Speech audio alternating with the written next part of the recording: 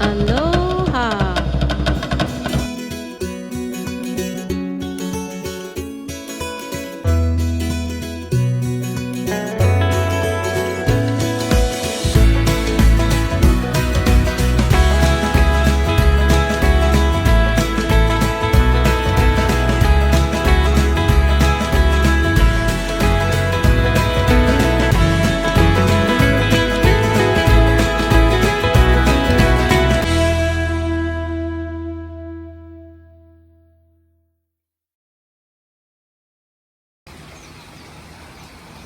Aloha everyone, welcome back to my garden on this sunny but very windy, beautiful Monday morning here on Oahu. If you are tuning into my channel for the first time, mahalo for stopping by. My name is Kelly and I am an orchid lover from Hawaii. So you may be wondering why I'm in my garden when the title clearly says that today's video is a nursery visit. Well, it's true. Today's video is going to be a nursery visit, but because I forgot to do an intro and an ending for that video, I am here to tell you guys a little bit about it before it starts. So a few days ago, I went to visit a private orchid nursery owned by DeMoss. He is a longtime orchid grower. In fact, I just released a video of him giving an educational talk at the Mililani Orchid Society. So if you guys haven't watched that video yet, and I know a lot of you haven't because my views are really low on that, go and check it out. It's great for beginners. It's also great for people who've been growing orchids for a while. I learned something new and it involves simple green. So if you're curious, you're gonna have to go and watch that video. And I'll put a link for it in the description box. So anyways, as I was saying, Doug is a longtime orchid grower. He has a nursery in Pupukea. It is not open, like you can't just drive up there. You can go there if you make an appointment with him. So he does accept visitors. He doesn't accommodate large groups. So if you guys are part of an orchid society and you want to go and visit, you have to go in smaller groups of like 2 or 3. And I'll put his information on the screen as well as in the description box. For those of you who are here on Oahu, you have an opportunity to come and listen to Doug give another educational talk tonight at the Mililani Orchid Society. And I'll put the information in the description box as well. Doug specializes in growing paphs, and you're gonna see that in the video, today's video. And he's gonna be talking about growing paphs tonight. So if you guys wanna come, no obligation to join. You can be a guest and attend our meeting. And it's going to be at Mililani Mauka Elementary School, 7 p.m. Again, I'll put the information in the description box, so hopefully some of you are able to make it. Anyways, getting back to today's video. Doug's nursery, it is a combination of his own personal orchids as well as orchids that he sells. And for those of you who don't live here, if you live in the United States, he does ship. So if you guys see something or you are looking for something, you can contact him, and if he has it, he's going to be able to ship it to you guys. Anyways, as I mentioned, his nursery is a combination of his own personal orchids, which I have to say was amazing. Orchids that I've never seen before. There was this Vanda, and you guys are going to see it in the video, that is like on steroids. It is the biggest Vanda I've ever seen, and he said it was harvested in the wild back in the 1930s. He also had several other orchids that were harvested from Brazil, the Philippines, all over. So, like I said, it's orchids that I've never seen before, and I really think you guys are gonna enjoy it. Anyways, while I was there, Doug gifted me a Vanda. It is this one right here. I don't have anything like this in my collection. I do have about 4 other Vandas, and only one of them blooms for me all the time. The other 3 are still, I mean, they're doing okay. They just haven't flowered yet. But I don't believe any of them have flowers like this. This one is a tricolor, I think a Suavis tricolor. Okay, that's the tag right there, guys. So this is the flower. It smells amazing. Oh, speaking of smelling amazing, Doug had another Vanda with yellow flowers, and the flowers were already on their way out. But my goodness, the smell, that was probably the best smelling orchid I've ever experienced. It smelled like pikake is what we call it here in Hawaii, but it's also known as, I think, a Arabian jasmine. I think that's what it's called, but it was so sweet smelling. Oh my gosh, I'll never forget it. Oh, that's the bird, guys.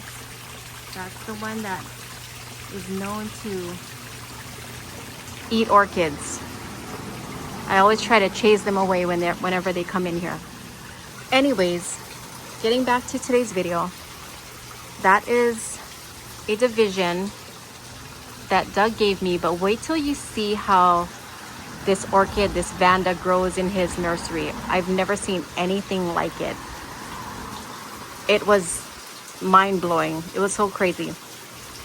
I was so excited. I would love to go back and visit his nursery again because, as we all know, there's different things in bloom at different times of the year.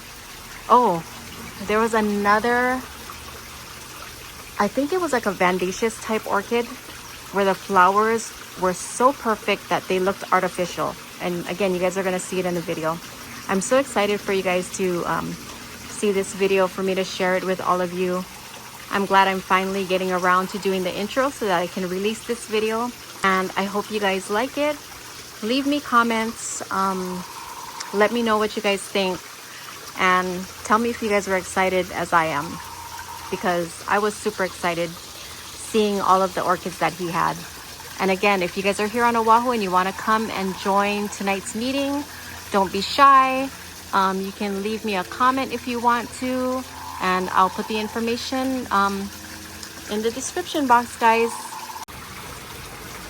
As you can see, I do have quite a bit of orchids in bloom right now. So I will be doing a garden video soon, but I am going to be recording Doug's speech tonight. So look forward to these videos in the next few days. All right, guys, I hope you enjoy the video. Don't forget to hit that like button, leave me comments, and if you haven't already subscribed, you can help me grow my channel by hitting that subscribe button. From Japan, this Phaeus, there's a Alba one. So this is the Alba Phaeus Tankervillia. And this is the... And that's the normal Phaeus Tankervillia.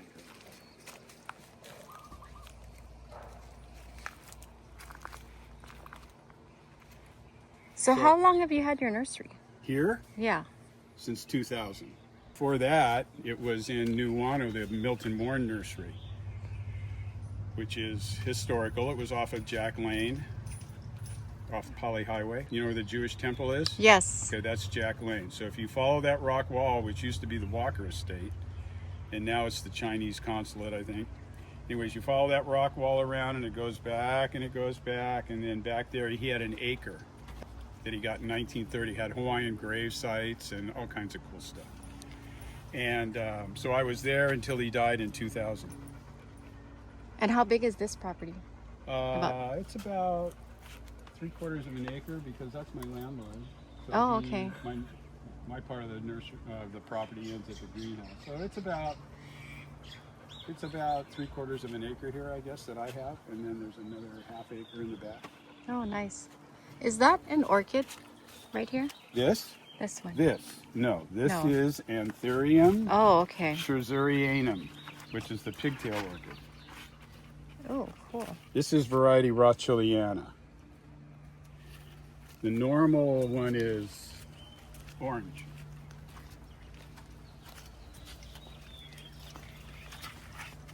Oh, wow. So, this used to be quite rare. But if you cross this, if you cross two spotted ones together, you get white ones, you get pink ones, you get red ones, but you don't get any spotted ones. So you gotta cross a colored one to a spotted one, and then you get almost all spotted ones. Oh. So I grew all these from seed. Oh, wow. How long does that take? It's pretty quick. You know, it's not like orchids. You know, here's the seeds forming right here. They'll form on. Oh, that's what the seed looks like. Yeah. So they'll form on the spath. You know, this. See that little white stuff? That's the pollen. So if you want to just make two different ones, you know, you just pollinate it like that. Just like that. Or if you want to make a specific cross, you of course make sure you take the pollen from that. So basically, you just rub it on your fingers, and then you go to the next one. The whole stamen and everything is right connected. So you just rub your finger, try and get that white stuff, and then take it to another one. Oh, yeah. Cool. Or just the one you're doing it on will Oh, okay. Right. Just to pollinate. Right. Wow, that is a huge. That's a paph or a frag. That's right. Papheopedilum longifolium, woodstream, AMAOS. This was originally jungle collected in Honduras by the Missouri Botanical Garden. Oh, wow. And This I got is it huge. from Bill Golden. This is one of the only Papheopedilum longifolium in cultivation that will make a branching spike. Like this. Most of them only make a single, but this one branches.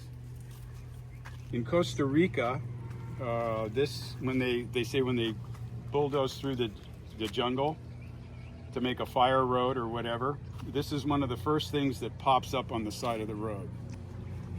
And we have the natural pollinator in Hawaii that pollinates this plant. Oh, what is it? It's a little hoverfly. You'll probably see one around here hovering okay. around. So about 10 years ago, maybe more now, I started noticing, you know, little weird plants coming up. That I wasn't really sure what it was. It wasn't a weed, I knew that. And I'd had orchids sprout.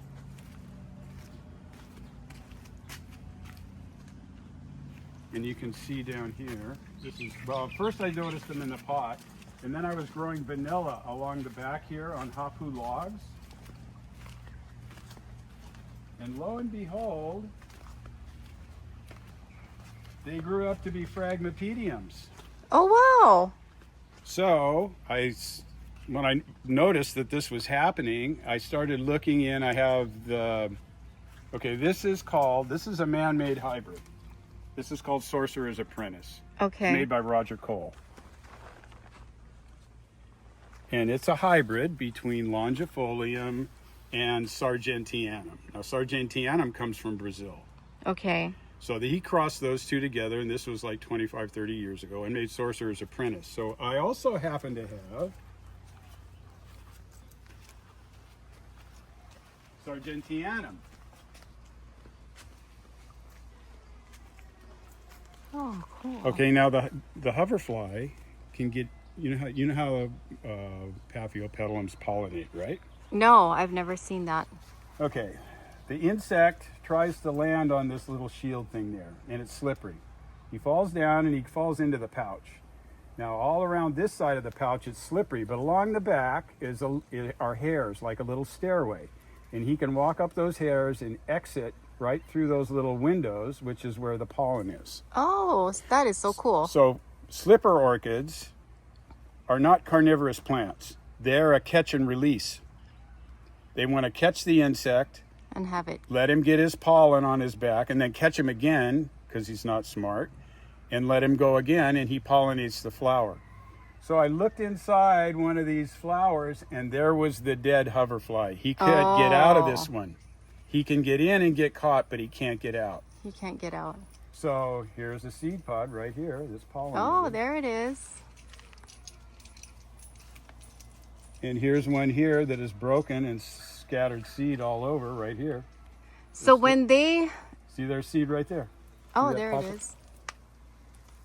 So you don't cut off the seeds, you just let it do its thing. I was totally oblivious to what was going on. I saw the seed pods form, but you know, sometimes they'll form on Papheopedilums, and I figure it's some kind of clistogamous thing or whatever, or just, but I guess that hoverfly will pollinate a Papheopedilum if he can. So almost all the seedlings that are right here's a little one right here that just I took out of a pot. That's going to be a Papheopedilum. They're wild. They're wild in my nursery. That is so cool. And what's crazy is I've never seen any other Phragmipedium come up. So I've had other Phragmipediums. It's just this one. It's just these two. So those down there are wild, the ones that you were showing. Everything that you see, yeah. Is all just that just grew on sprouted its on a own. hopoo log on its own. That is so cool. See, here's another seedling that came up. This is another Sorcerer's Apprentice. And this is Longifolium. Now I've never seen, and which is even crazier, is that not too many Longifoliums come up. You would think it's the natural pollinator pollinating the plant it always pollinates. You would get almost all Longifolium, but I get more hybrid. Oh, way more. Wow, that's weird. Like 8 to 1 or 10 to 1. 10 Sorcerer's Apprentice to 1 Longifolium. Oh, okay. You would think it would be the other way around. You would think it would be totally the other way around. Right. Because the other one's a hybrid. Yeah. Yeah. And you got the natural pollinator pollinating the plant it's supposed to pollinate. So I do get seed pods on the Longifolium, but you know, it's so these are all natural. Yeah. So cool. What's that back there? Is that Bulbophyllums? Yes, Bulbophyllum. Bulbophyllum. Bulbophyllum graveolens. Bulbophyllum. Bulbophyllum. Bulbophyllum. I've never heard it pronounced like that. Everybody says Bulbophyllum. Bulba? Bulbophyllum. Bulbophyllum, Bulbophyllum. You know what we're talking about. Yeah. Yeah, right. Well, it's hard to pronounce these names. It's hard to get people to say Cattleya. Yes. They want to say Cattleya. Cattleya, yeah. I've had this discussion many times. I'm like, how do you say it? I've been saying Cattleya.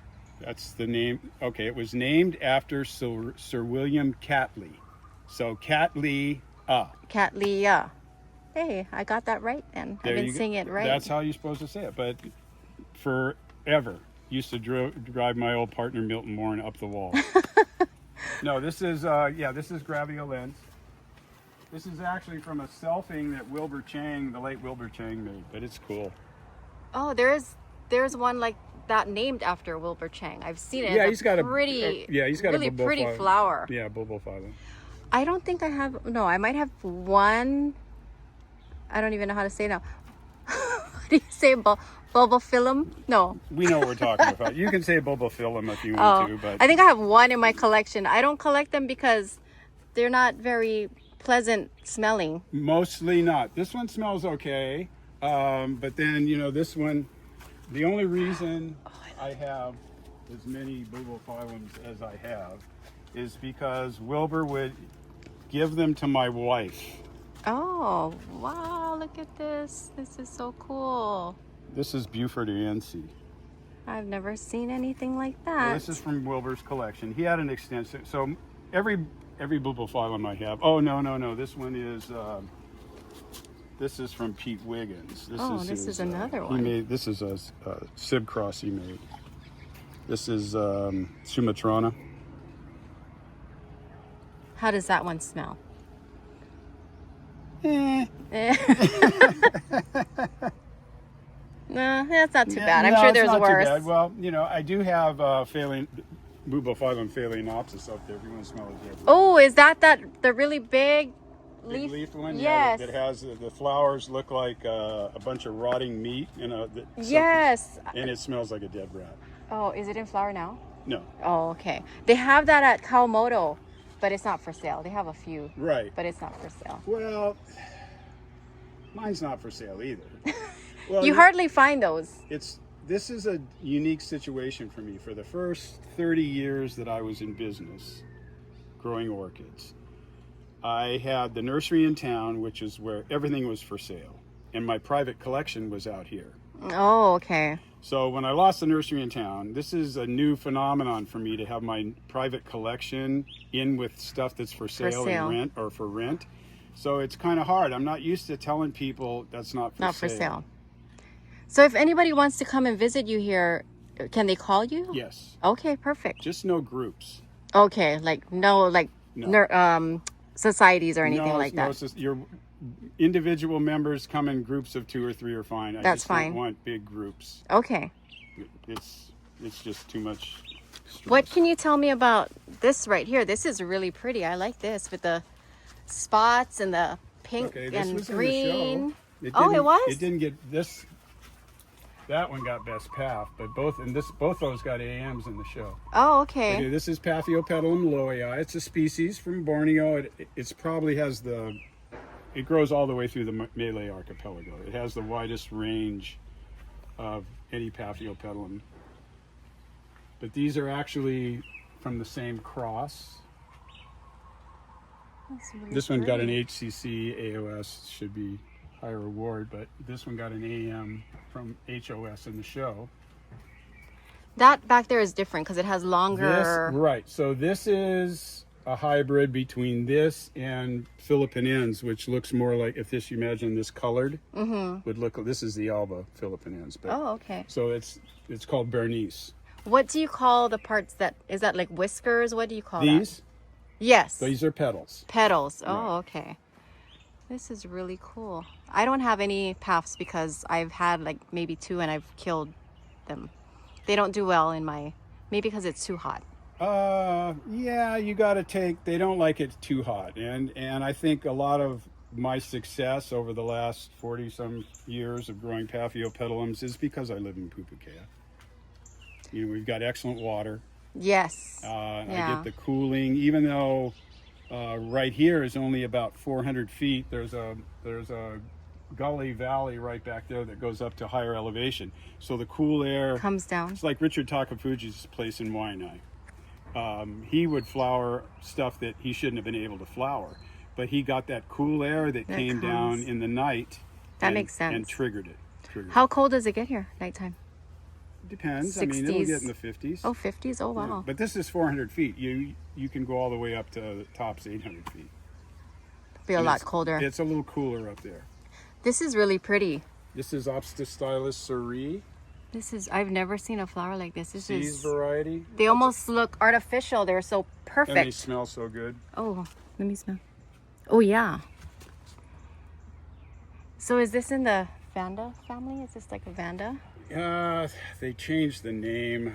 They told me in the show they changed. It's not an Opstystylus. I have no idea. I love this flower. Do you have something like this for sale? Not right now. No. These are all divisions from.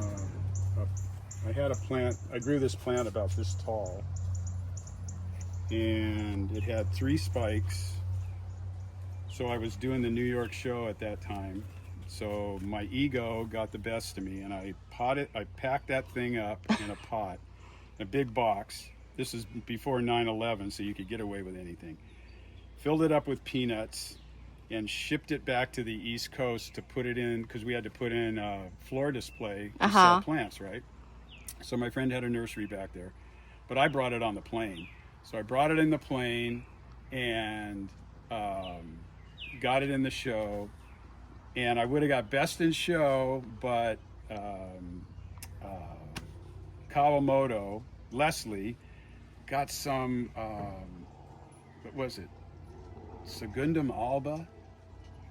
It was as big as a house. Oh, wow. So he got first and I got second, and I just went, you know what, buddy, you know, how did you get that back? I said, you bought that in Florida and brought it up here. Right? How did he get it from here all the way there in one piece? Yeah, as hard as it was for me to get this one thing like this, how did he get this thing as big as a house? You know, I just went, all right, but it was cool. So I got second place. But the plant was never the same after that. It must have gotten frozen in the plane or something, so it eventually died. But as it died kind of slowly, it would keep throwing keikis. So I think I got 5 keikis. I think Scott Metamura has one of them, but I got 5 keikis off it. So I'm trying to grow them up, and I'll probably sell one eventually, but not right now. Okay. If you do, keep me in mind.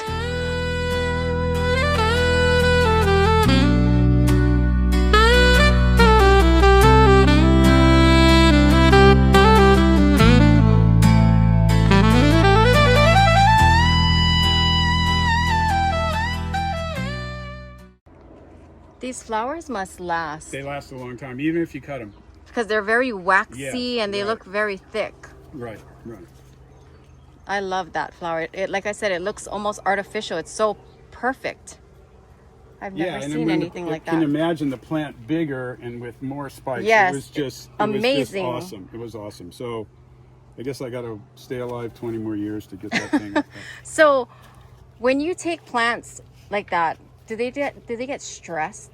Oh, yeah. Could that be probably And, one of the reasons? All right, like Papheopedilums that I would take back there, no problem.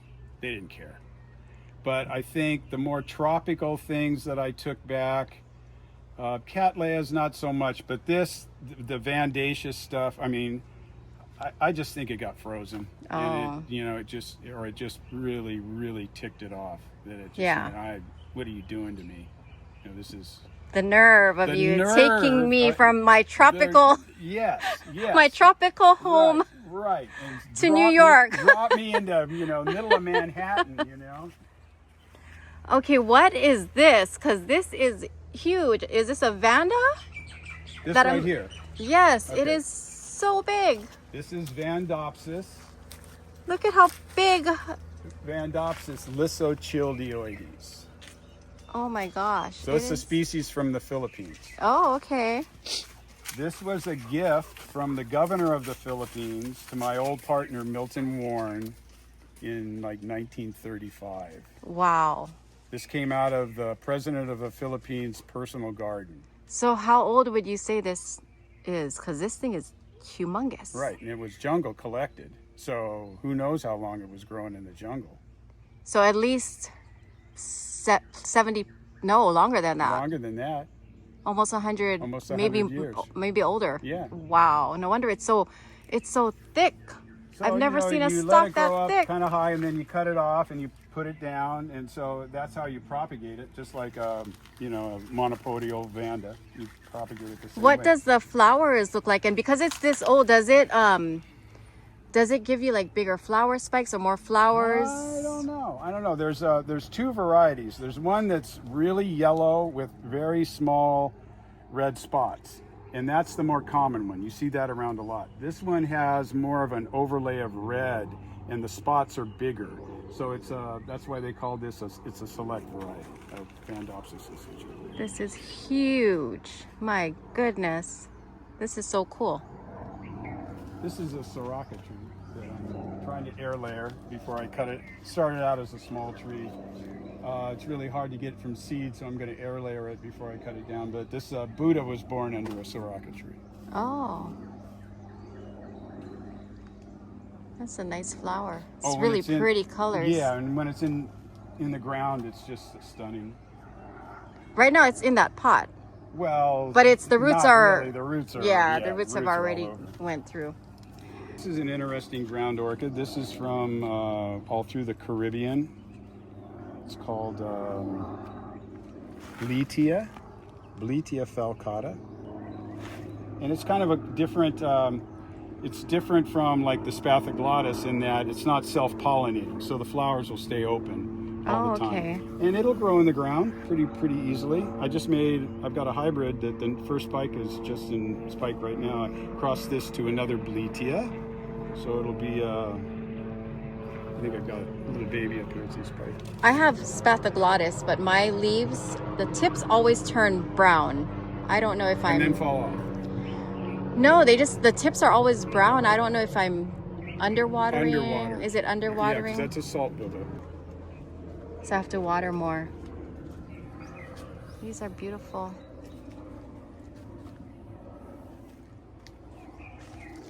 Well, I'm Look at the gonna doggy. I'm gonna do a path talk for you guys. So we'll talk about this plant when we do our path talk. Okay. This is a very rare plant. Oh, nice. You only have one? Yeah. This is a beautiful Phalaenopsis. I know, Hilo lip. It's really I thought pretty. they would, they didn't like it in the show though. I guess it was... I think I showed it. Like, I think I saw it. I was doing a video and I was like, wait a minute, let me go and take a close up because this is a really pretty Phalaenopsis. Well, and it's I different, went right up on you it. never see anything, you never see a purple with a white lip. Yeah, it's really it's pretty. usually reversed, right? It's usually you got a dark red lip and some color in the Yeah. background. So this is reversed, and this is one of the, I think, best hybrids Carmela ever made. I really do.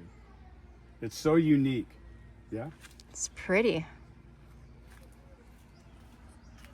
Doggy's cruising. Cruising.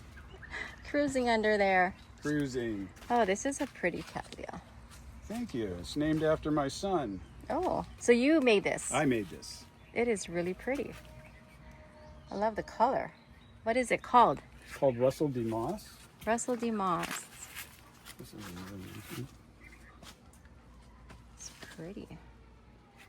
So do you still hybridize? Yeah, in fact, You do? just, like I said, I think I have,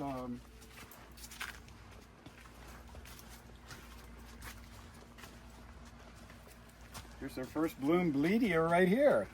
Oh. So I crossed that one I showed you to another one from Central America, Cuminatum.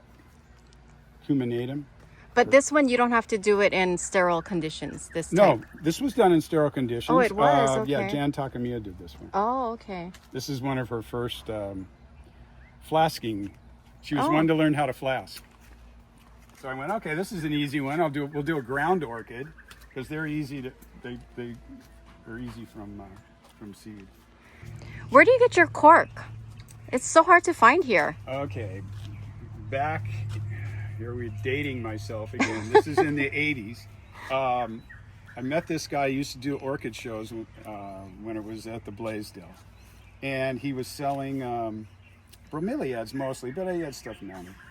And he had some cork, and at that time I was looking for cork, and he goes, "Oh, you know, I'm from the East Coast, and blah blah blah. I know the cork guys, the Maryland cork, it used to be called." Okay.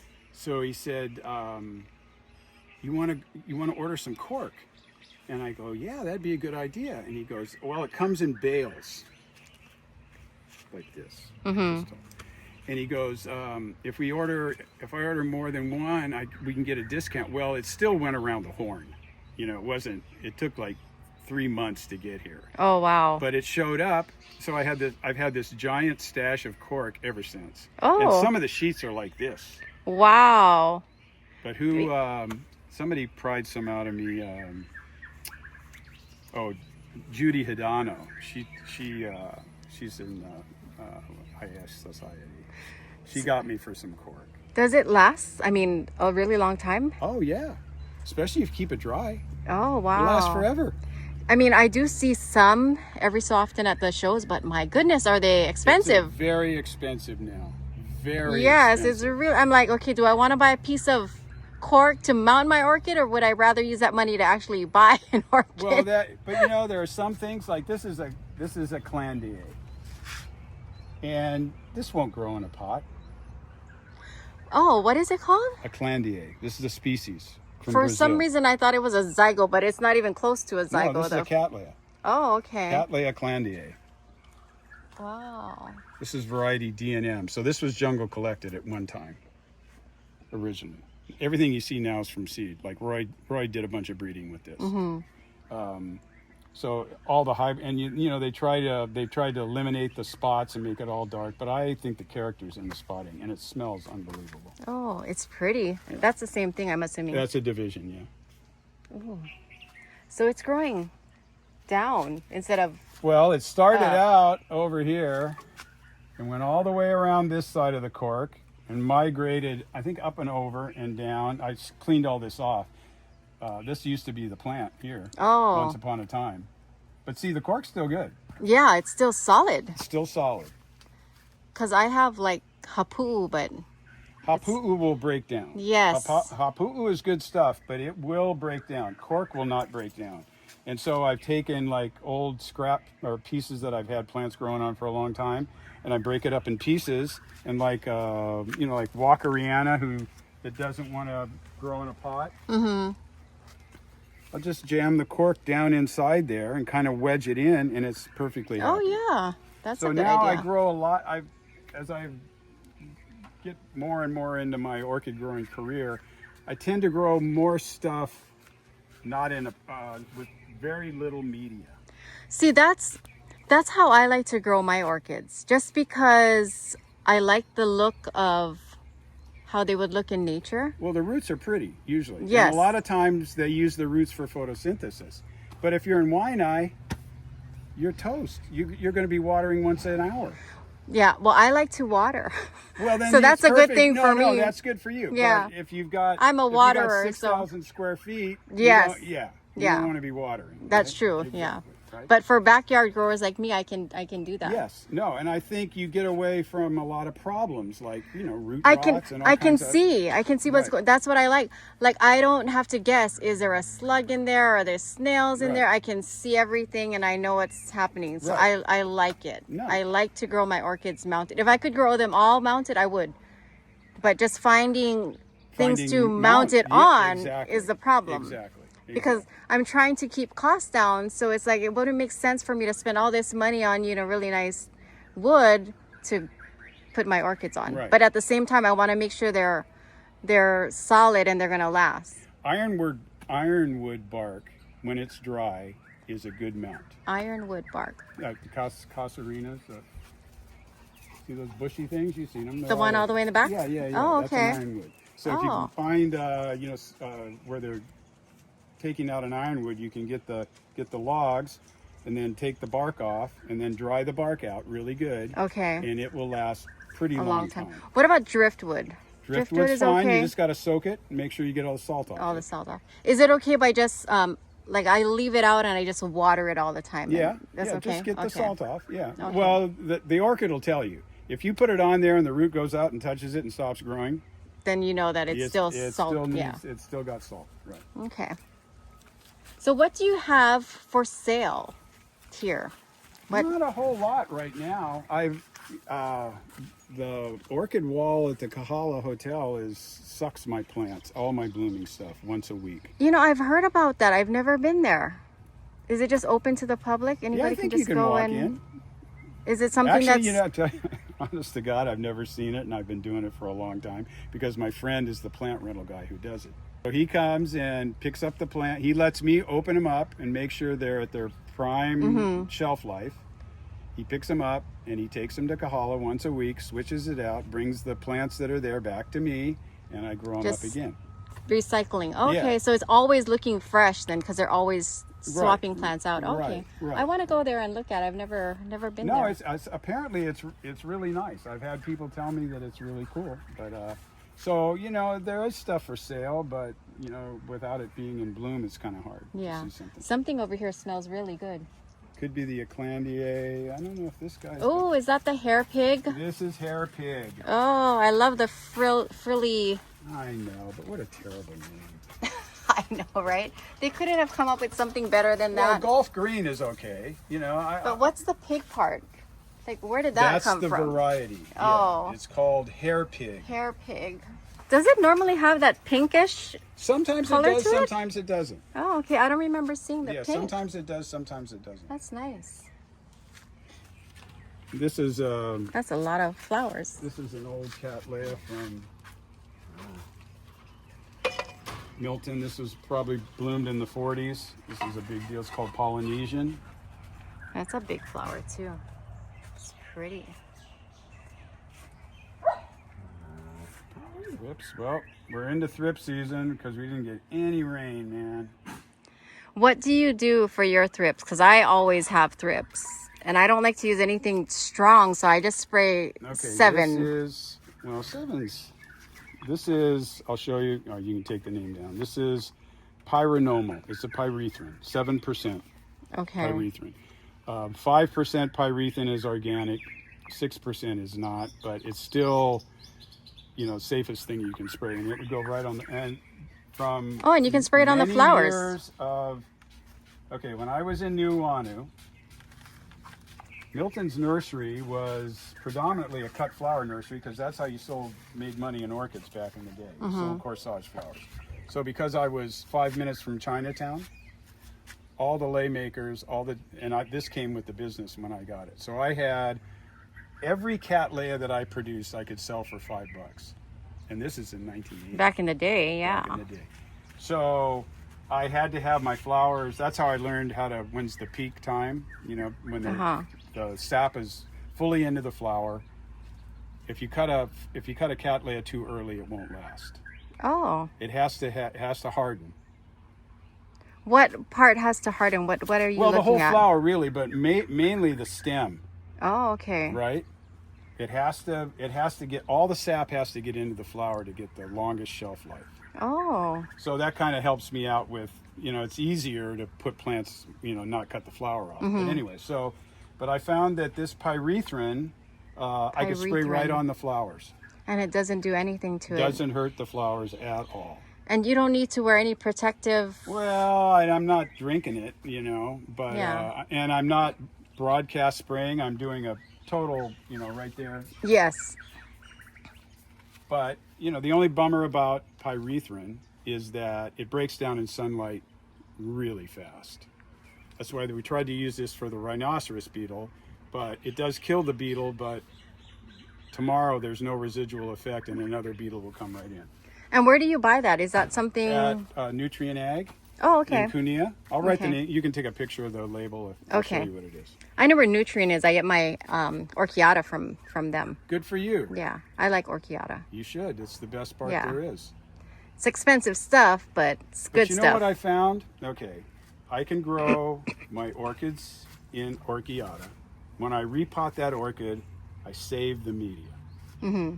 Anthuriums love second use Orchiata, because only drawback about Orchiata is it's really dry in the beginning. Yes. It's been really cured. But after it's been in the pot for a couple of years, it softens up a little bit. It does. And the Anthuriums love it. Also, my Papheopedilums, they love it too. Better than new Orchiata. So it's okay to reuse it then? Sure. For certain... Sure. As long as you know for sure, I guess, your orchid doesn't have any... disease. I mean, everybody talks about viruses and spreading and... Okay. It's kind of like HIV, People are way too paranoid about contracting it. Mm-hmm.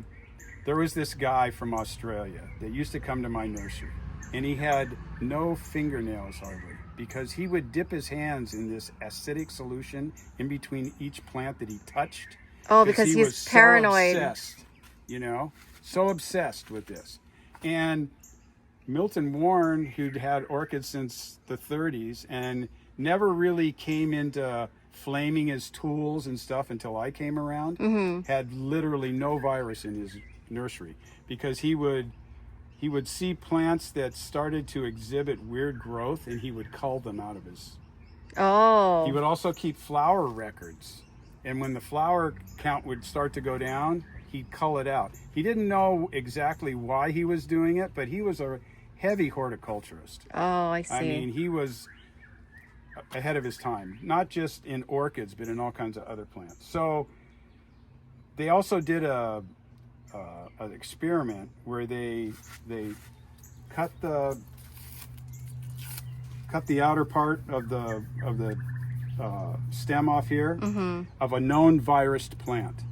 They took a non-virus plant, did the same thing, and they tied them together so that it was sap to sap. Oh. This plant didn't get virused. Oh, okay. Because that's what they say. That's how it spreads. But it will spread that way, but not every time. Not every time. So, for example, there was a Cattleya lotta GZI blue sky.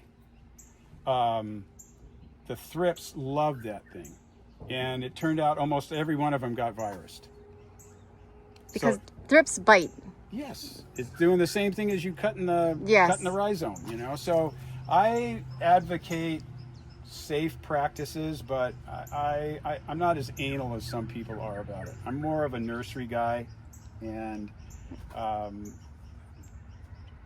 just take all the precautions, but I'm not really freaked out. Yeah. About, especially in something like media. Yeah. You're not going to get any virus off the media. Because everybody tells me, oh, don't reuse it, don't reuse it. Why? But you know how expensive Orchiata is? Exactly. And you know what? I just bought a bale of number 4 peat. It's $65. And the tariffs haven't even hit yet. Right? Unbelievable. It's hard to be throwing away Orchiata when it's... Well, I'm recycling my peat mixes now too, I'm not, it's just like, are you guys kidding me? The only time I want to throw it away is like sometimes I get that, what Scott was talking about at the last... The snow mold. Yes. Man, that thing is awful. Yes. I don't know why it loves my environment or something. I don't know either, because Scott harps on that all the time, and I never get it. I get it all the time. I never don't get it. know. And I'm in a wet area. And I'm in a dry area, Yes. but it loves my area. I don't know what it is. There again, I don't know either. So when it's like that, I dump it because Right, it's right, like right. all Well, sometimes everywhere. I'll get, I'll show you. But I mean, I keep it, and it's and also even in other like replanting my trees and stuff, I'll use, instead of using cinder, I'll use the used orchid bark. Yeah. Put it in your potting media for your other plants. What's this Vanda here? I see another Vanda. Okay, this Vanda, this is from Wally Nakamoto, was an old orchid grower, AOS judge. This came out of his collection. This is Vanda Dearei. Vanda Dearei. And, oh yeah, smell it. Smell it? I'm short, but, ooh, it smells like. Is that unreal? It smells like, is it gardenia or pikake? Maybe pikake. kind of pikake, yeah. Smells like pikake. Oh my gosh. This was probably original jungle collector because this was growing in front of Wally's house. That is one of the best smelling orchids. It is. I've ever smelled. There's actually another one, Vanda tessellata. I'm sorry, it's not in bloom. It's in bud, but it has another killer smell. I think it's pikake that I'm smelling. For people who don't know, pikake is like Arabian jasmine, right? Layflower, yeah, layflower. Yeah. That smells amazing. This is Vanda suavis, variety tricolor. Oh wow! This was selected out of a few thousand plants that were imported in the 30s.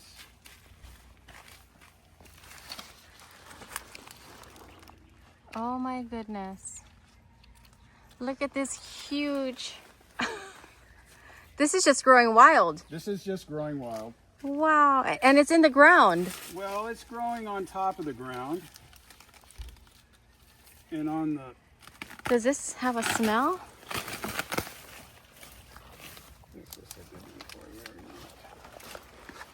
Oh yeah, it's just growing along on top of this, what is this called? Like a black weed barrier? It's like a weed barrier. Right. Oh my gosh. I don't have any Vandas like with flowers like this. I always see them in YouTube videos. Let me go get some cutting tools. I'm gonna get one. I'm gonna get a Vanda cutting, guys. I'm so happy. I love this flower. Look at how pretty. Let me show you guys. Oh my goodness. Oh, I love it. I love it. Guys, look at how big. Look at how big this is. Look at it. It's just growing wild. Isn't this cool? And I'm gonna get a cutting. Oh my gosh, I'm like a happy, crazy orchid lady right now. So guys, Doug is gonna be the speaker for the Mililani. Oh, here comes the doggies. Look at how big this dog is. His name is Axel. He's huge. Anyways, Doug is gonna be the speaker next month at the Mililani Orchid Society. He's gonna talk about Papheopedilums. So if you guys are here on Oahu and you wanna come down and listen to his talk, you don't have to be a member. You can come as a guest. We meet at 7 p.m. I believe the date is going to be April 7th, first Monday of the month, at Mililani Mauka Elementary School cafeteria. So if you guys want to come on down, come check us out, 7 o'clock. And if you have questions, you have Instagram, you can leave me a message on there. And I'll be more than happy to give you guys the info. But everyone is welcome and we have really good food. Everybody likes to come to our meetings because they like to eat. Okay.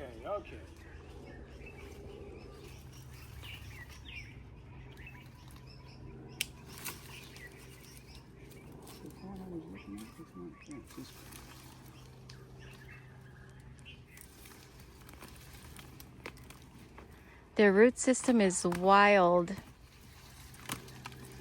Oh my gosh, look at that, guys.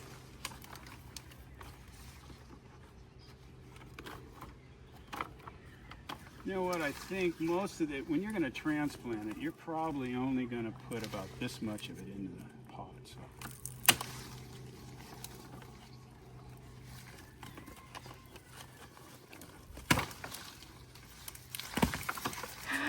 Oh my goodness, thank you. So Do you know how to pot a Vanda? No, I don't. I usually just... You're going to have to come to the Mililani Orchid Society meeting to learn how to pot Pot a a Vanda? Vanda, right.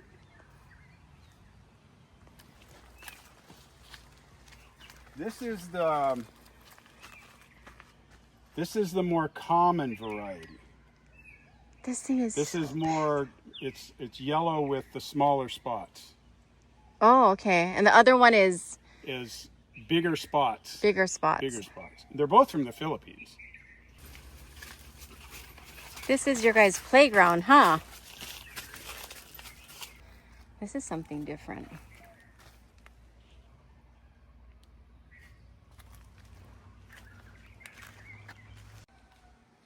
Is this a staghorn? Yes. This is the biggest staghorn I've ever seen.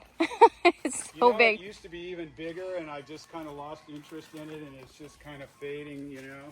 What is the care for these? I have one, and it doesn't grow. It just stays the same size, still alive, but it just doesn't get any bigger. Have it mounted on anything? It is on a piece of wood, Well, but it's just doing it. It's just not growing. This was originally on a piece of hapu'u. Wow, this thing is huge. It gets actually the leaves if when it was happy. The leaves get big. Oh, like this. Oh wow. It doesn't get as big as the one.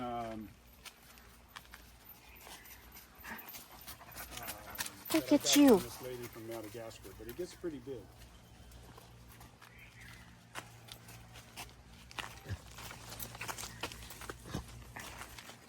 So these are more of that bleedy across. Only one is spiked so far, but still pretty fast from seed, like a year and a half from seed. Oh yeah, that's quick. No, quick. But Yeah. ground orchids are a lot quicker. Yeah. You know. And this is all Vanda sandrianum alba. This is another Jan practice thing, and she got a really good germination. Sand alba is not really that prolific, but I guess mine's a fertile one. How long until blooming size? Several years. Yeah. Hopefully I'll keep me alive in my 90s, maybe.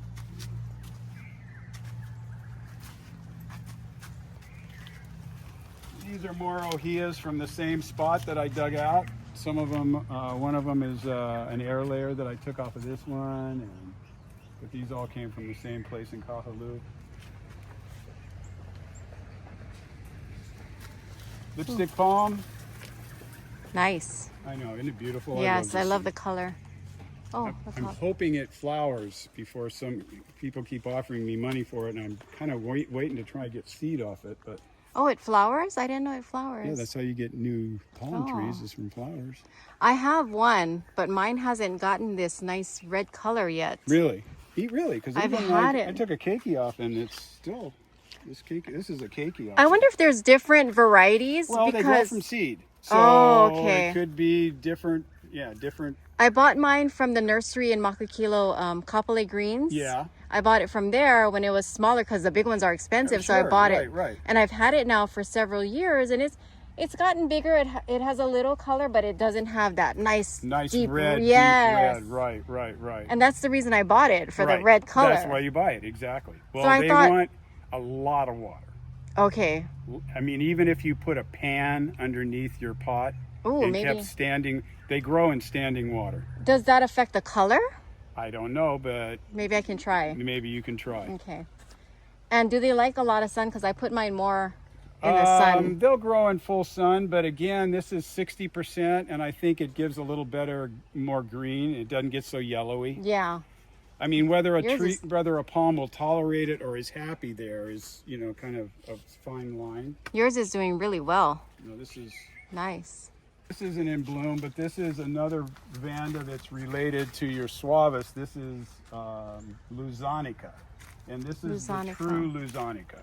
Oh. There's a lot of, I keep seeing, they put this in the show and say it's Lusanica. But it's not. It's not. Luzonica is basically a whiter flower with blotches of red on it. Where that one has got a definite pattern. So it's too bad it's not in flower. But this is another one that is 80 years old. Oh, wow. All this was imported in the 30s. All of it. Do you, you don't ship? Well, not anymore. I was certified until finally I gave it up because the state started charging so much. Like if somebody watches my video and they're like, I've been looking for that orchid. They can contact me. I will ship it to you. I just have to go down and clear it. Okay. Right. I still keep the basic discipline as a certified nursery because it really helps you keep your nursery clean. Yes. And so you notice all my benches are up, Yes. everything's spaced, nothing's close to all that. And, you know, I'm on a integrated pest management thing, so it's just ingrained in me, you know. Okay. So everything's clean, and yeah, so all I got to do is take it down to quarantine. Okay. Oh, I've been looking for a particular orchid ever since I started my collection. Maybe you heard of it. Oriental Smile Fantasy. Have you heard of that? It's a nobile. No. Oh, okay. One thing I'm clueless I have on not is found that. nobiles. Oh. And for all of the awards I've gotten and all the success, I can't grow nobiles for beans. And I guess, I don't know if it's just because I'm not into it enough. Because, you know, I see people grow gorgeous ones. Yeah. And you know, my nobiles, you know, look like this. Or this. You know? They just are this. They just don't get, you know, the 2-foot canes that are just lined up. And I know I'm just not doing the specific what it needs. You know, I'm either not drying it out enough, I'm not feeding it enough, I'm not doing something. But that's okay. There's plenty of people that grow on real ones and I can go admire them. Well, I mean, you do have paths that a lot of other people can't grow. No. I got what I got, you know. Yeah. I mean, this Dendrobium Thomas Warren's pretty cool. And this is the one that got awarded last show. Yeah, these are pretty. Was that the one that was in the show, the Cunia show? There was one that looked like this. That was Jane Warren. That was Judy and George Hidanos. It's similar breeding, just a little different. This got IA show got an award, and I think the last year's Cunia show, one of these got best dendrobium or something. Nice. And they gave them CCMs, and this one though they gave an AM. So the awards is what, AM, and then no, it starts out in Honolulu. It starts out CR, which is a certificate of recognition. Okay. Then it's an AM, award of merit. And then it's an FCC first class certificate. And that's the top. That's the top. And then in AOS, it starts out as a certificate of cultural merit instead of certificate of recognition, and then goes AM, FCC. And Have you gotten FCC? I've never gotten an FCC, but I got a 93-point CCM, which is a certificate of cultural merit. Which nice. To me that award's given to the grower. Oh, that's right. Yeah. So those are my most cherished awards. Although I did win the Herb Hager Award in 1994 for the best Phalaenopsis awarded by AOS. Oh, nice. So I'm the only living recipient of a AOS award like that. Oh, that's cool. Gene Inouye and Richard Takafuji were the other two recipients of. Gene got the Butterworth Prize, which is the Holy Grail, but couldn't happen to a better lady. Wow. And then Richard got the Vanda Award, Roy Fukumura Award. Nice. I wish I was interested in orchids sooner. I just started collecting about 5-6 years ago. This is your love period. Everything looks good. You don't get finicky, and you don't get I'm enjoying it. I like learning. I like talking to people like you, people who have been. Don't become a judge. No, I won't. Don't become a judge. I shouldn't say that, but that was advice that was given to me a long time ago. I just want to enjoy it. I don't want to get political and get all stressed out about it. My problem is passing judgment on other people's stuff. Yeah. Because to me, everything's beautiful. That's how I feel.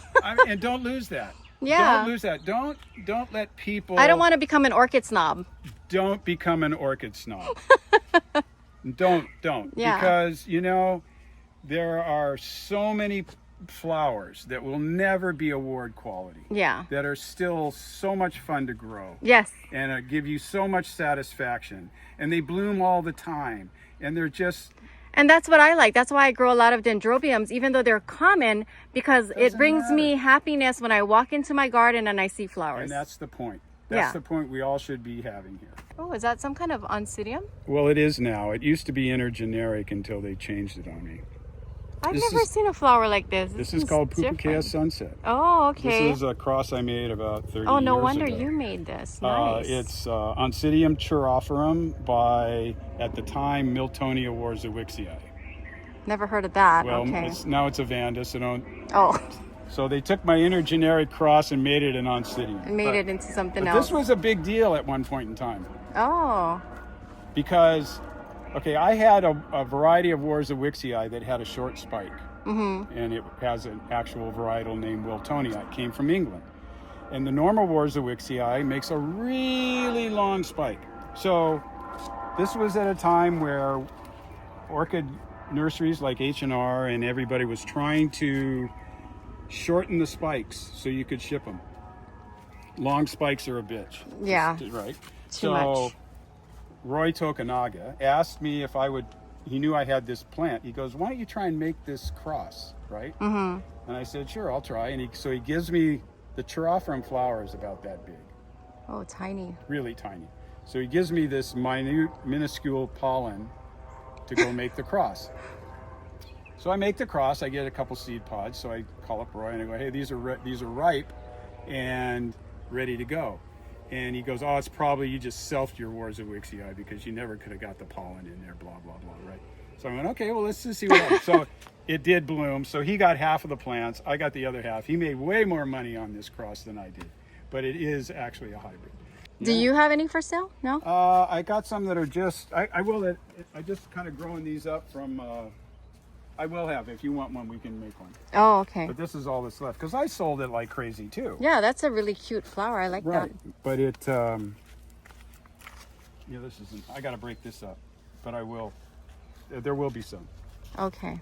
This is what happens when you have a real job, and you gotta. There's just not, I mean, that's why I was saying, Scott thinking that he's going to have a retirement. He's going to go from one job to another. Oh, yeah. But at least he'll be his own boss. Right? And he was pretty much his own boss there, too. But, this is the same thing as that, right? The Anthurium? yes. Yeah. Yes. So cool. What is that? That's a big specimen. This is, remember the plant that you saw out there on the stump, the Scomburkia? This is another Scomburkia, and I'm not sure. I got to take this and have somebody try and ID it. I got this from... no, this one. Oh, that's a Miltonia. Oh, Miltonia. That's Miltonia and Warren. Oh, that's huge. In the 40s, that was a big deal. Oh, these are all in spike. Yeah. So it's Scomburkia. Scomburkia. Everybody calls it Schomburgia. Right. It's okay. I'm saying it wrong all this time. That's okay. I just copy whatever I hear on YouTube. No. These spikes are huge. Is this the same one you had mounted on the tree? This one? Oh, no. This is a different species. This was given to me by my friend who passed away. And I'm not sure... It's different. I don't know if it's just a variety of Tibacinus, Scomburkia tibacinus, or if it's a different Scomburkia. Oh, these grow really big. Yeah, these are big plants. They get big. These are best mounted on something. And they can handle full sun too, can't they? Yeah. This is Vanilla tahitiensis, which is different than planifolia. Oh, okay. I have a vanilla, but I don't know what it is. It was just given to me.